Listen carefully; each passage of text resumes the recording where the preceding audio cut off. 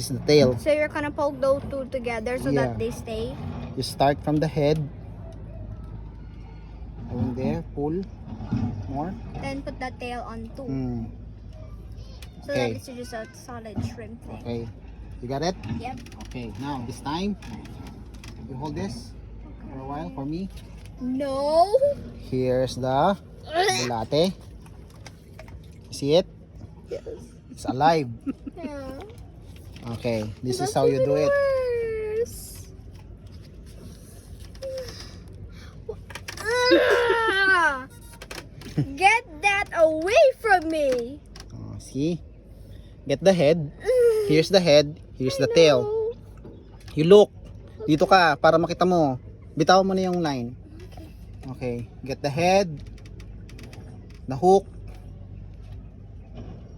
Put it here. Like this. That. And that's it. We're piecing together. Hmm.